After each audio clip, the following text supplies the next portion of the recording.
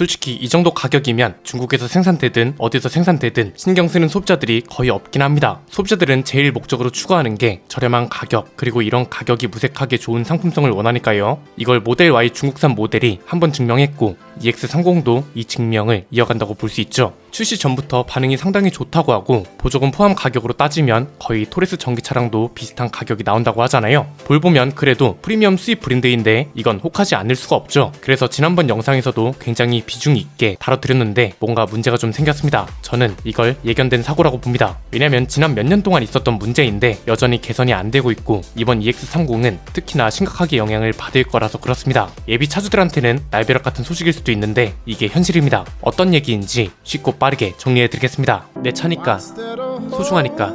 그런데 이 많은 걸 대체 어디서? 세차용품 넘버원 N09 EX30이 가격 때문에 주목을 많이 받고 있죠. 이 차를 안 사면 바보라는 말부터 시작해서 3천만원대로 나온 벤츠 킬러다, 현대기아차 긴장해야 한다, 토레스 가격으로 살 수 있는 프리미엄 수입차다, 온갖 수식어가 붙고 있습니다. EX30은 첫 공개 때부터 굉장히 주목할 만한 차라고 소개를 해드렸습니다. 중국이라는 나라를 본격적으로 활용하기 시작한 어떻게 보면 첫 번째 검증 데이터가 될 수도 있다고 말씀드렸잖아요. 플랫폼도 지리차랑 공유하고 배터리도 지리차그룹 자회사 걸 쓰고 생산도 중국에서 하니까요. 만약 그럼에도 가격이 볼보라는 이유만으로 높게 나왔다면 모르겠지만 이미 볼보 코리아는 출시 전부터 계속 예고를 했었습니다. 보조금 100%를 받을 수 있게 합리적인 가격으로 출시를 한다고 했고 이걸 현실로 만들었습니다. 그렇기 때문에 의미가 있다는 겁니다. 트림벨 가격이 코어는 4,945만원, 울트라는 5,516만원인데 토레스 전기차의 4,750만원부터 4,960만원이라는 가격 범위와 비슷하고 본진내라 할 수 있는 유럽보다 1,000만원 이상 저렴하게 책정된 것도 인상적이잖아요. 우리나라 평균 보조금을 생각하면 3,900만원, 상위 트림도 4,500만원 정도에 살 수 있는 거니까 소비자들이 관심을 가질 수밖에 없죠. 무엇보다 가격이 중국산이라는 걸 거의 모두 희석해버리고 저가형 모델임에도 LFP 배터리가 아닌 NCM 배터리를 쓴다는 것도 기존과는 다른 조건입니다. 이건 이미 예측 데이터가 아니라 실제 데이터로 나오기 시작했죠. 28일부터 사전 예약을 했는데 출시 전부터 반응이 상당했고 사전 예약을 시작하는 당일에 알림을 신청한 고객이 5,000명, 실제 사전 계약으로 이어진 것도 이틀 만에 1,000건에 달한다고 합니다. 그래서 볼보코리아 이윤모 대표도 아직 출시 전인데도 사전 예약 희망만 5,000대 가량이다. 차량 구매 대기 기간이 짧아질 수 있도록 최대한 노력하겠다. 이렇게 이야기를 했습니다. 자, 이 소리는 뭐냐면 볼보코리아도 이미 EX30의 인기를 확실하게 인지하고 있다는 거잖아요. 그런데 문제가 하나 있습니다. 사전 예약 희망만 5,000대라면서요. 그런데 연 목표 판매량이 너무 이상합니다. 2,000대라고 합니다. 저는 처음에 2만 대라고 하는 줄 알았습니다. 아니면 월 판매량을 이야기하는 건가 했는데 연 판매 목표가 2,000대라고 합니다. 아니 이건 너무 황당하지 않나요? 뭐 유럽 기준으로 475km를 가고 무상 보증과 소모품 교환 서비스도 5년 10만 km를 보증해주고 고전압 배터리는 8년 16만 km를 보증해주고 무상 무선 업데이트는 15년, 디지털 서비스 패키지는 5년 이용권을 준다면서요. 여기에 운전자 움직임을 감지하는 운전자 모니터링 경보 시스템을 비롯해서 플래그십 모델 수준의 안전 사양을 모두 기본 적용했다고 홍보했잖아요. 실제로 반응도 상당히 좋은 상황이고 이걸 충분히 인지하고 있으면서 연 판매 목표량이 2,000대가 말이 되냐는 겁니다. 지난번 영상에서도 잠깐 비교해드렸죠. E클래스 작년 한 해 판매량이 28,000대가 넘었고 5시리즈도 21,500대를 넘었다고요. 연 2,000대면 국산차로 치면 티블리 에어보다도 안 팔린 거고 스팅어 같은 차들하고 판매량이 비슷한 겁니다. 수입차로 치면 iX3, 랭글러, Q4 이트론, CLA 이런 차들하고 비슷한 거고요. 잘 안 팔리는 차들이라고 인식이 되거나 아니면 판매량이 너무 미미해서 판매량 자체에 관심이 없는 차들 수준으로 EX30을 팔겠다는 건데 이걸로 지금 뭐 현대기아차가 긴장한다 이런 말이 가능하겠냐는 겁니다.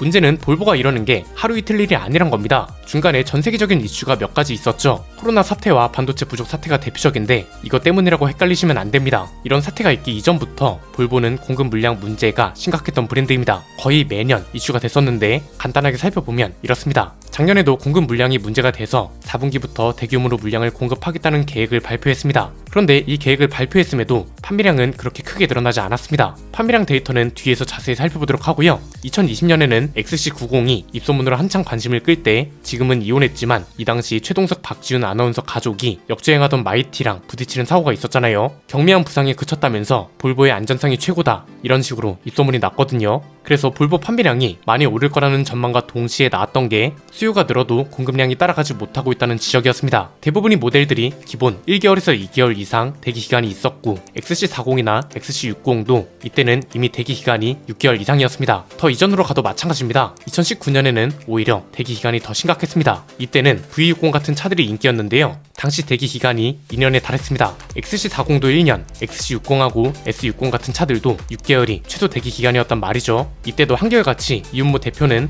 물량 부족과 관련해서 본사와 긴밀히 협조하겠다, 물량 확보를 위해 노력하겠다 이렇게 대응을 했습니다. 그런데 그 이후로 대기 기간이 나아졌나요? 이미 EX30 연판매 목표가 2,000대라는 것만 봐도 알 수 있는 대목 아닌가요? 실제로 연판매량이 우상향 곡선이긴 합니다. 그런데 그간 신차가 꽤 꾸준히 있었고 이런 걸 감안하면 신차 효과로 인한 당연한 상승이지 이걸 공급 물량 부족을 해소하기 위해 노력한 결과라고 보긴 어려울 것 같습니다. 그러면 이건 대체 누가 문제라고 봐야 하는 걸까요? 볼보 코리아일까요? 아니면 볼보 본사가 문제일까요? 그냥 둘 다라고 보시면 됩니다. 볼보 코리아는 딱히 물량 부족 사태 해결에 진심이 아닌 것 같고요. 볼보 본사도 마찬가지로 굳이 신경 써서 물량 부족을 해소해야 하나 이런 생각인 걸로 보입니다. 왜냐면 2018년에 이런 일이 있었습니다.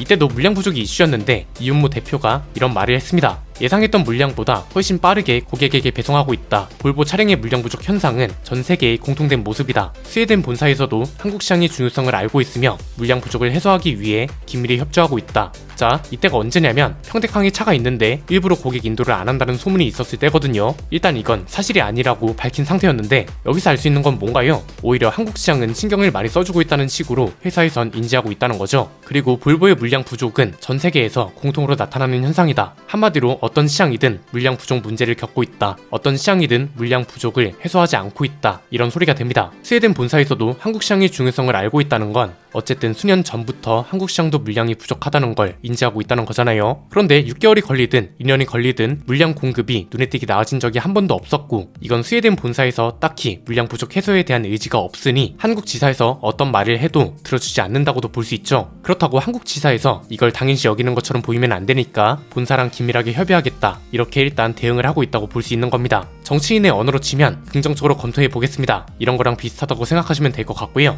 일단 지금까지는 딱히 물량을 늘리겠다 이런 의지가 안 보이죠. 왜냐면 연 2,000대 판매량이 목표라고 발표하면서 사전계약 희망자가 5,000명에 달한다는 말도 동시에 했잖아요. 그러면 기존하고는 좀 다른 게 보여야 하는데 그게 아니죠. 지금도 차량 구매 대기 기간이 짧아질수록 최대한 노력하겠다 이게 끝입니다. 매년 했던 얘기랑 별반 다를 게 없다는 겁니다. 진짜 EX30을 많이 팔고 싶다면 평소와는 다르게 했겠죠. 예를 들면 연판매 목표를 이 정도로 수정했습니다. 본사에서도 이 점을 받아들여 빠르게 승인해 줬습니다. 기존처럼 출고 적체가 문제될 일은 전혀 없습니다. 이 정도로는 나왔어야 하지 않을까요? 그런데 일단 EX30도 평소랑 비슷한 기조로 가고 있다는 거고 그러면 이제 EX30은 어떻게 되냐는 것도 중요할 텐데 사실상 판매량이 대박 났다 이런 소리를 듣기는 힘들 듯 합니다. 테슬라가 의미 있는 데이터로 통했던 이유는 뭔가요? LFP 모델을 들여오자마자 월 판매량이 4,000대가 넘었기 때문에 그런 거고 그 뒤로도 2,000대가 넘는 판매량을 유지했기 때문에 의미 있는 데이터가 됐던 거죠. 수입차 전체 판매량 중에 단일 모델 하나로 1위를 차지했을 뿐 아니라 국산 전기차들 판매량을 합쳐도 더 많은 판매량을 기록했습니다.